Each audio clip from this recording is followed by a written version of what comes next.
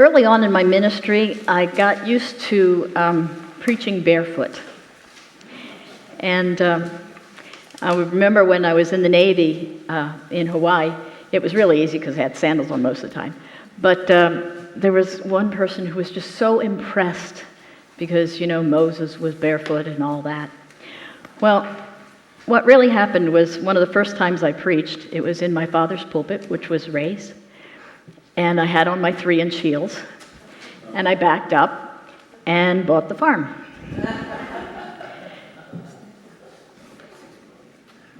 Jeremiah bought the farm. Yeah.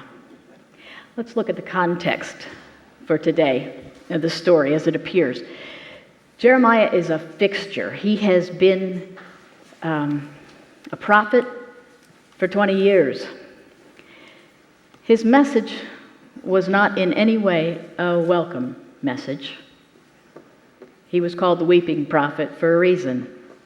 He had been preaching in a relentless rant and rave about how judgment was going to come on Judah.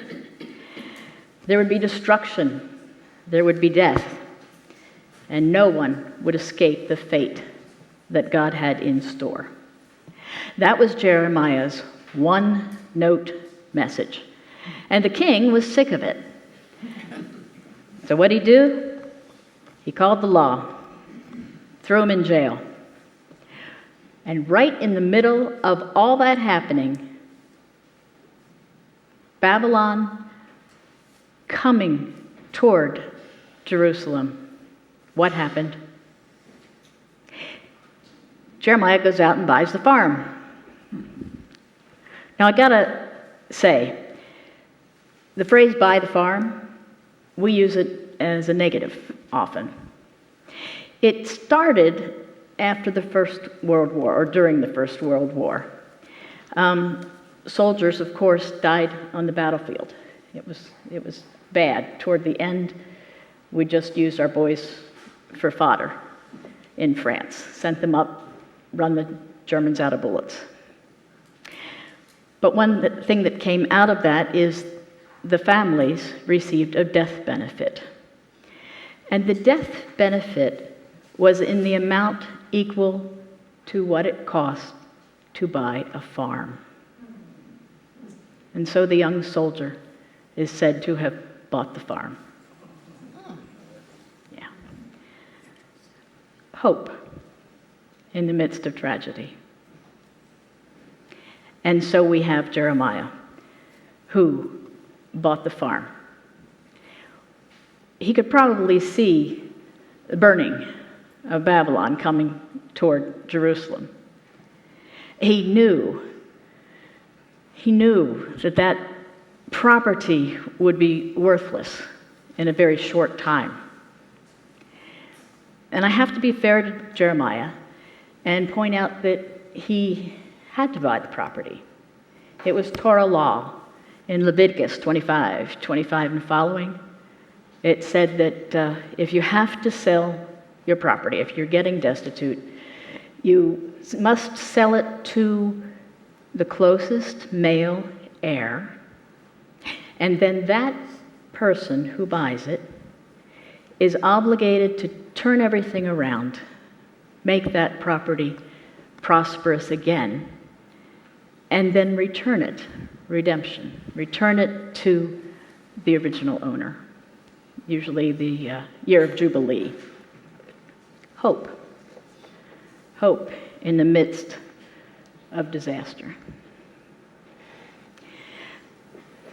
That assumes 3 things, though.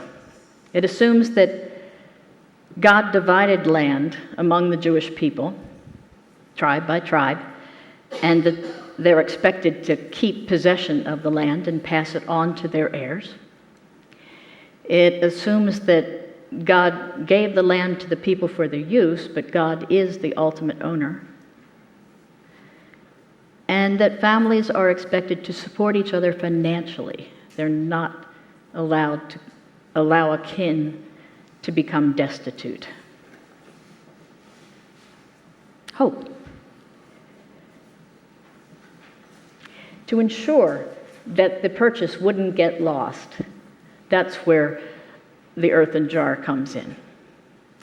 It was a very hot climate. The earthen jar pottery is the best way to keep something, as you saw by the lamp. It's thousands of years old. So Jeremiah was investing in the future, placing the hope of that land in this earthen jar to last forever.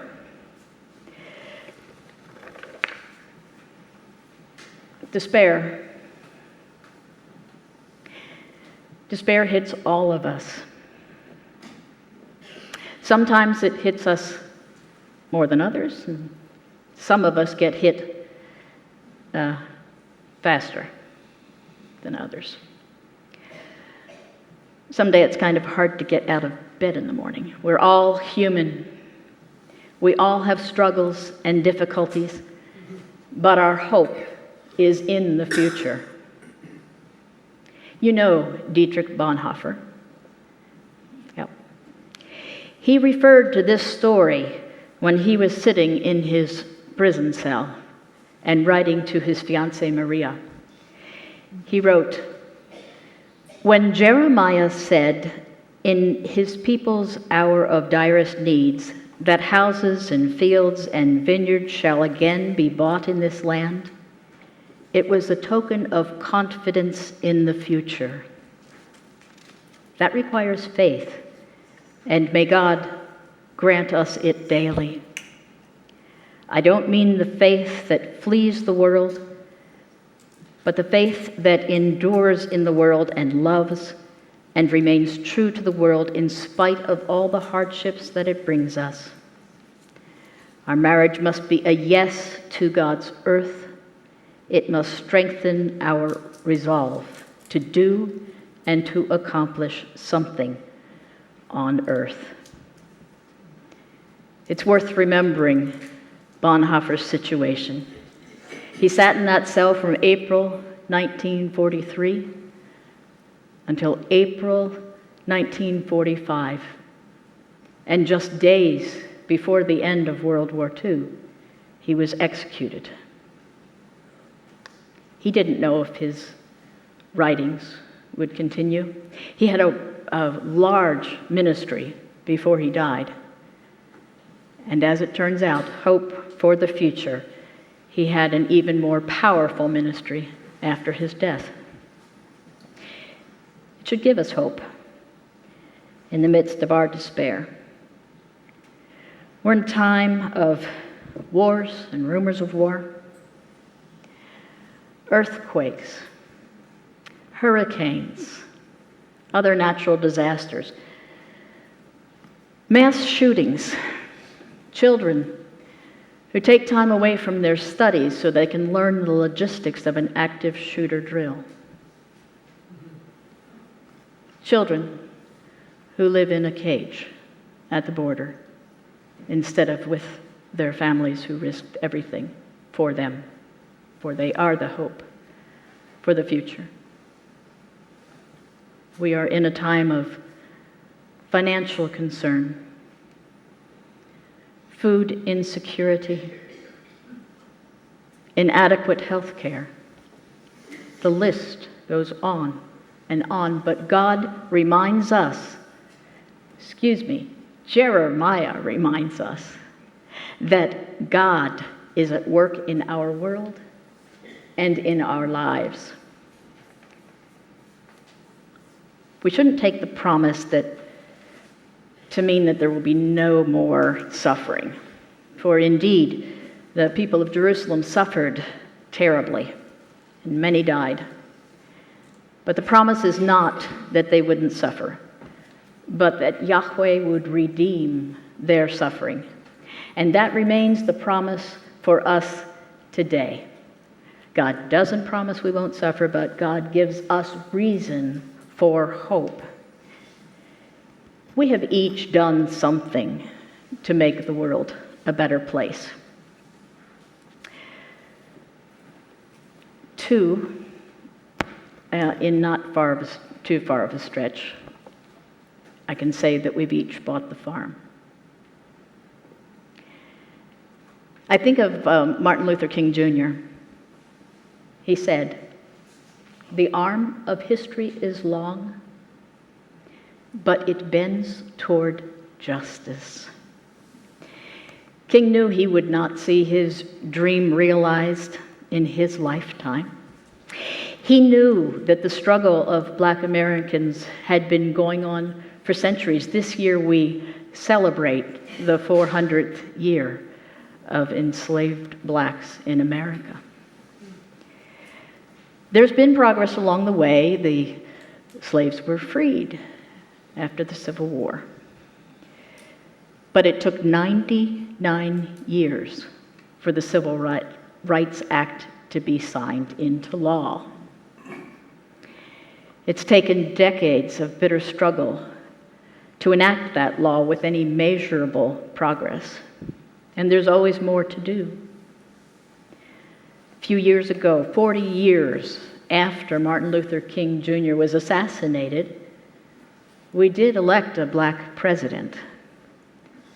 That would have been inconceivable in the 60s. But now again, we have increased hate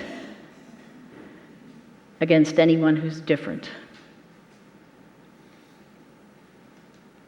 We must remember what he said. The arm of history is long, but it bends toward justice. There is hope. Things will change. The point that I want to take from Jeremiah buying the farm is that we can have hope when disaster is upon us. It's a reminder that all the treasures of faith that we have that we have are an inheritance of sacrifice from saints who have previously been in generations before us. Who we are today has been passed down from Jeremiah to Bonhoeffer to Martin Luther King Jr. to a church here in Pleasant Hill, whose first shovelful of dirt was turned over by a woman who is one of the most hope-filled women of the 20th century, Dr. May. And we are the current generation entrusted with the great treasure that was once buried in pottery in a field outside of Jerusalem. We are the living community of saints, seeking to love God and to have compassion for our neighbors. It is our responsibility to keep hope as a living reality and not merely as a past legacy. In God's world, seasons change. Life might be dark right now, but the light of spring will come. Whatever it is that you might be going through, as a people of hope, we know that life is complex. There are seasons of pain, for sure, but seasons of plenty and peace as well, and the best is yet to come. As a people of hope, we don't believe that war, pain, hardship, devastation, addiction, sickness, we don't believe they have the final word. There are days when I get bogged down with my own problems, and I wonder if the struggle is worth it. But then I remember that I am the pottery, and what lies within me is precious and has reason to be filled with hope. Our hope is not in what we have, but in knowing who has us. Amen.